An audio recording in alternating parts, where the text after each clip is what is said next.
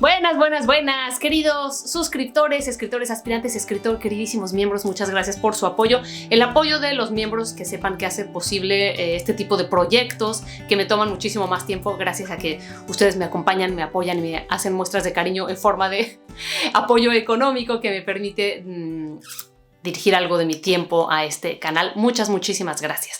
Este es el cuarto día del Escritubre 2023. Este año el formato consiste en que yo les comparta todos los días una pequeña lección que yo he aprendido de alguno de los grandes autores que he leído a lo largo de mi vida. Muchos de ellos que los he leído en el último año, así que los tengo más recientes. Serían innumerables los autores que me han marcado, pero muchos son los que he leído últimamente o que tengo los libros aquí en mi casa y entonces puedo recordar, pero bueno, podría mencionar lecciones de absolutamente todo lo que he leído, incluso lo que no me ha gustado. Pero entonces este año les comparto una brevísima lección que espero les sea útil, lecciones muy personales con cosas con las que yo me quedé que me han servido en mi camino como escritora, y el reto literario está al final del video.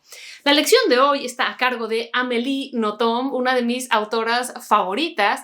Amélie Nothomb es una autora relativamente joven, podría decirse, para la cantidad de libros que tiene, así que ayer hablábamos de un autor que no había publicado muchos libros, que había publicado 2 libros, y hoy puedo decirles que Amélie Nothomb ha publicado un montonal de libros.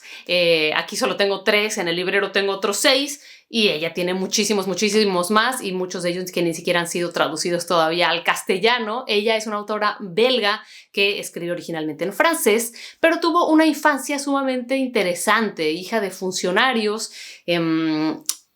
Estuvo viajando mucho, ¿no? Sus padres eran embajadores de Bélgica en Japón o cosas así.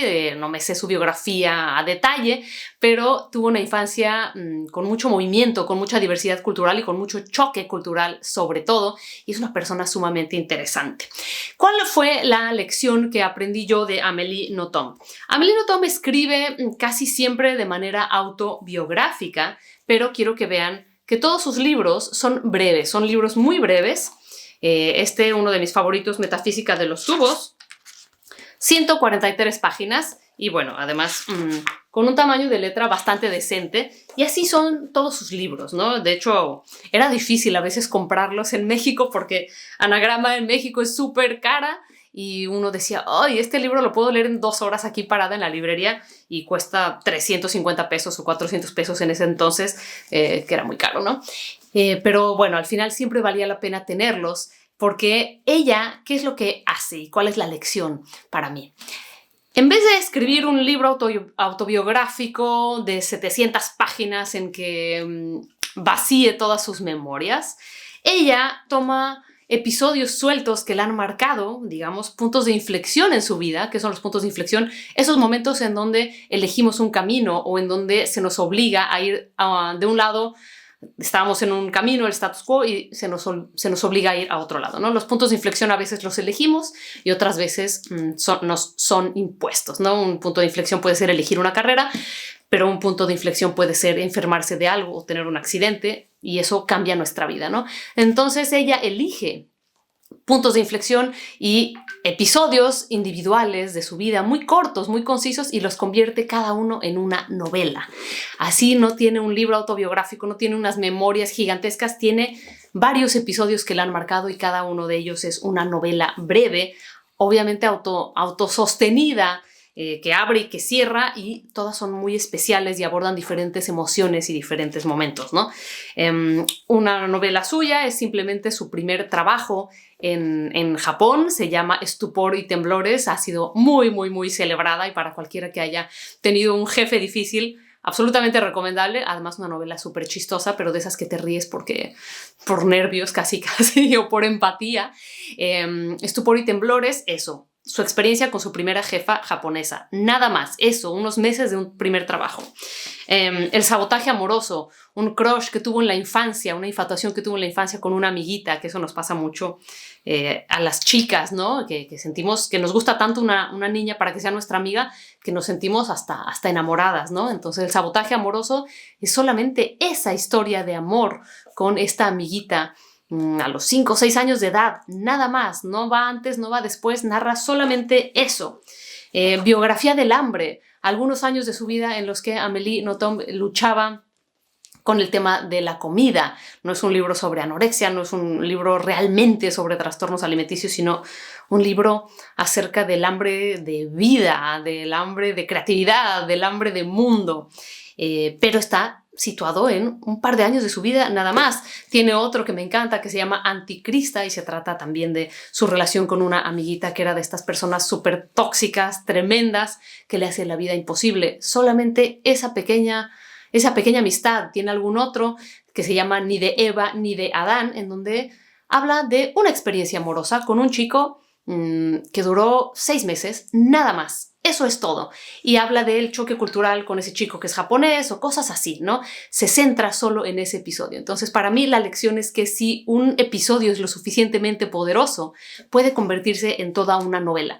Y esta lección me parece útil tanto para la gente que escribe ficción como para la gente que escribe de manera autobiográfica. No tenemos que escribir toda nuestra vida. A veces solo tenemos que elegir los puntos que realmente nos hacen ser quienes somos. Así que, para mí, esa es la lección, que la brevedad puede ser sumamente poderosa, que la elección de episodios puede generar múltiples novelas, ¿no? Que si tenemos muchas historias, en vez de tratar de vaciarlas todas en un libro gigantesco, quizá se sustentan a sí mismas, quizá puede cada una de ellas ser un trabajo aparte.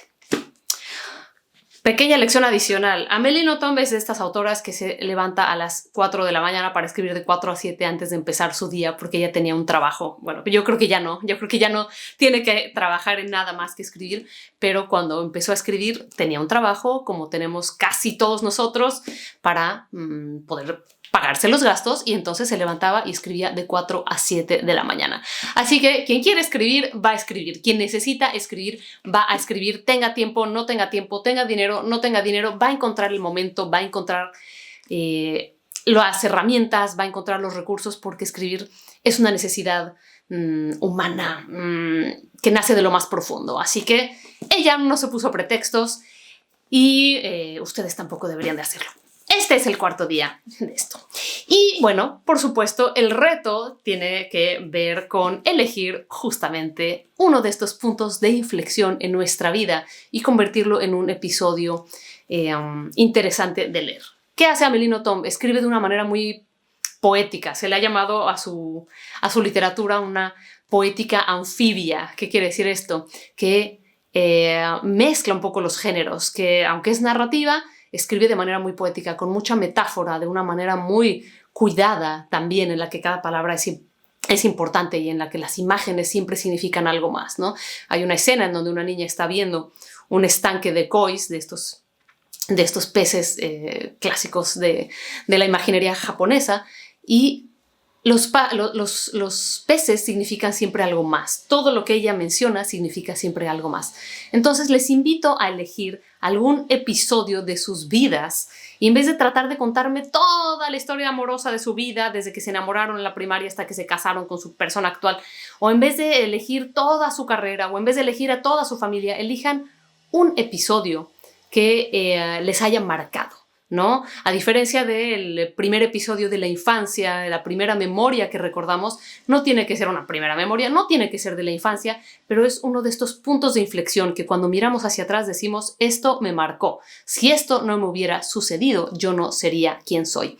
De nuevo, puede ser algo que hemos elegido, puede ser algo que nos ha ocurrido. Les invito a pensar en su historia personal, puede ser en su carrera, puede ser en su familia, puede ser del amor, puede ser del trabajo, puede ser a nivel de salud, a nivel amistoso, ¿no? Tengo puntos de inflexión también amistosos de entender por qué una persona no me hacía bien por más que me gustara, ¿no? Como le pasa a ella en Anticrista, a Amélie Nothomb en Anticrista. Cuando leí esa novela dije, ay, yo podría haber escrito esta novela, y esa también es la magia de ella, que se mete tan profundamente y narra las cosas de una manera tan bella. En fin, podría seguir hablando de ella, pero la idea de estos videos es que sean muy breves, así que a escribir. Elige un punto de inflexión y conviértelo en la base de tu relato de hoy. Nos vemos mañana.